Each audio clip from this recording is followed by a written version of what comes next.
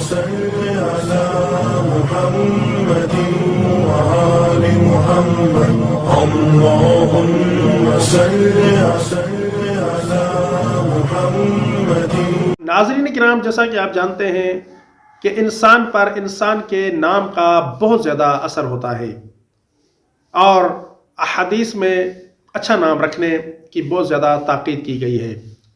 یہاں تک کہ حضرت امام موسیٰ کاظم علیہ السلام ارشاد فرماتے ہیں، اپنے فرزند کے حق میں والدین کی پہلی نیکی یہ ہے کہ اس کا نام خوبصورت رکھیں.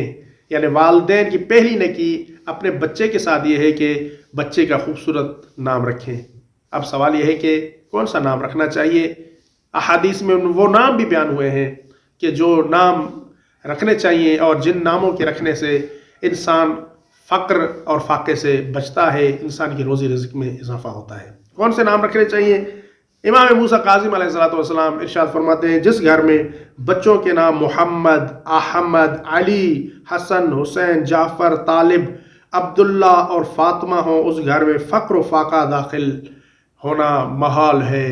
یعنی اس گھر میں فقر و فاقہ داخل نہیں ہو سکتا جس گھر میں محمد کا نام ہے، وہ جس گھر میں علی کا نام ہو، جس گھر میں احمد کا نام ہو، جس گھر میں سیدہ کا نام ہو، جس گھر میں حسن کا نام ہو، جس گھر میں حسین کا نام ہو. اس گھر میں کبھی بھی فاقہ نہیں آ سکتا، فقر نہیں آ سکتا، غربت نہیں آ سکتی. اس لیے مومنین کو چاہیے کہ اپنے رزق میں کشادگی کے لیے، اپنے بچوں میں برکت کے لیے، بچوں کی صحت و سلامتی کے لیے اپنے بچوں کا خوبصورت نام رکھیں.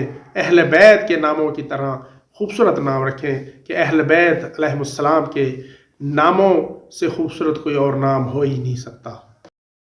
اگر ہماری یہ ویڈیو آپ کے لیے ہیلپ فل رہی ہے تو ہمارے چینل کو سبسکرائب کر لیں اور ویڈیو کو لائک بھی کر دیں، تاکہ ہمیں اس جیسی اور ویڈیو بنانے کے لیے موٹیویشن مل سکے.